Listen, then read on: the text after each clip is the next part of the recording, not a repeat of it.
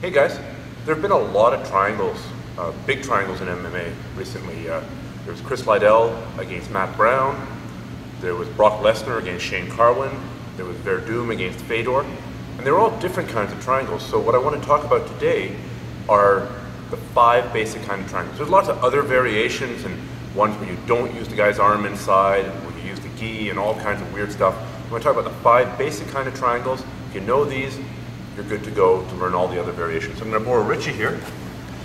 So, with the triangle, the basic idea is you're going to take the guy's head and the guy's shoulder, or the guy's arm, and you're going to squeeze this area here, usually with your legs, right? So the basic triangle, Richie's in my guard, one hand is under my legs, I'm going to go to the triangle, right? I'm going to go here, I'm going to clamp down across the back of his neck, not the back of his back, but the back of his neck, and I'm going to triangle my legs here. To apply, I'm going to lift my hips and pull his head down. There. Thank you. But you see what's choking him here is half my leg cutting against this artery, or this side of his neck, and half his own shoulder getting pushed into his neck here. So, there. That's your basic front-on triangle. That's probably the most common one. But there's other kinds of triangles. From the back, we'll go rear mount please here. If I'm here in rear mount, sometimes the guy gets an arm under my leg, or sometimes, as I'm here in rear mount, he's going to be reaching down with his arm, trying to free it. I'm going to come over his arm and trap it. From here, I can go to the rear triangle. I'm going to put the foot on the hip, and I'm going to bring the arm, the leg, in front of his throat here. See, once again, I've got his head and his shoulder in the actual triangle. I'm going to take this foot, I'm going to tuck it behind his body here. Now here, you can squeeze, but it's often more effective if you use this to hold a position with an arm bar here. Sometimes this works. And if he brings his legs up in an attempt to escape, you can grab here. And now I'm squeezing my thighs here. So this thigh against the side of his neck, this shoulder being forced into his neck as well. General horridness and compression. So that's the rear triangle. There's a side triangle. In judo, they use this a lot. This is probably the most common type of triangle that's used in judo. They call it yoko sankaku, which means triangle from the side. And the way you use this, I think the easiest way to get into this is from an armbar. There's all kinds of entries.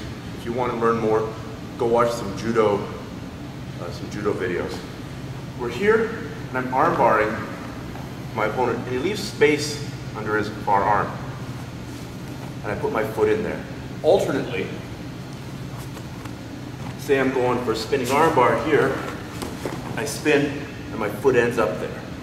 Either way, from here, if I control the leg, I'm going to fall on my side, kick my leg underneath his head. Now I triangle my leg, so I put my instep behind my knee. But again, I've got his head and his shoulder trapped, and I squeeze here. Now from here, there's lots of other things I can do. I can arm lock him, I can wrist lock him. If it's MMA, I can hit him, I can foot lock him, using the triangle as the base, but certainly you can choke a guy out here.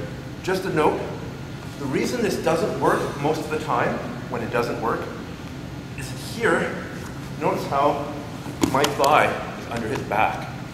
I want to walk my legs back so that my thigh here is under his neck. It's like a pillow here. Once his head's on the pillow or his neck is on the chopping block, we're here, I triangle my legs. I don't cross my ankles. I put my instep fully behind my knee, and now I squeeze here.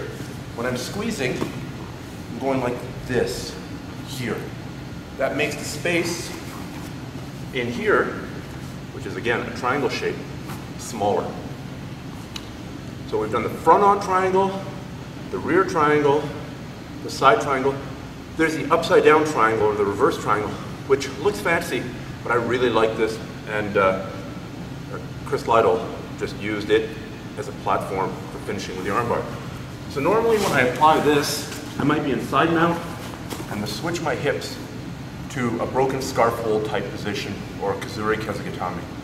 What I like to do here is if I control this wrist, I step my foot over here and I bounce it. So this is what the entry looks like. You can do it in one move. I often like to bounce it. 1, 2. So then I lift the head up and I bring my calf back underneath his head, lift the arm up and triangle. Once again, I've got my instep behind my knee and I've got his head and one arm trapped. From here, I can squeeze and choke him out here, or just turn a bit here, Richie. I can attack this wrist, this arm. In MMA, you can hit the guy here, you can hit the guy here. You can go to a toe hold, and the whole time, if I'm sitting back here, see, as I was there, I was moving my butt towards my heels, again, putting pressure on his throat. So that's the reverse triangle. Try it if you haven't tried it before, it works really well. The final kind of triangle is the arm triangle. So again, you're choking with the arm and the head. Except this time I'm not going to use my legs around his neck, I'm going to use my arms around his neck. So I'm going to bring this here. This is the same in all the variations. Now depending what variation you're doing, and to some extent it depends how bulky he is. Now Rich is huge in the upper body, but if he was even bigger, if he was 300 pounds instead of 250 pounds, I might not be able to get my hand on my bicep. I might have to go finger to finger. So if he's really huge, I go here. If he's not quite as huge, I might go here, grab my wrist. Or if he's my size or smaller, if I've got long chimp-like arms, I go hand on the bicep. And now I usually put my own hand on my own head. From here I sprawl out. I sprawl out, so I'm like this. This hip just barely off the ground, and I push on my toes to come up. We're here and here.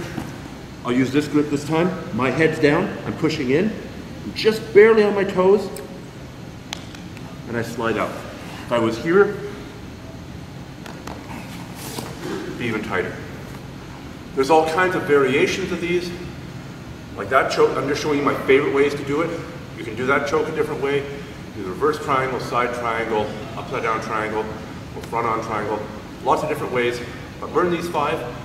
You'll never be confused again when somebody says the word triangle choke.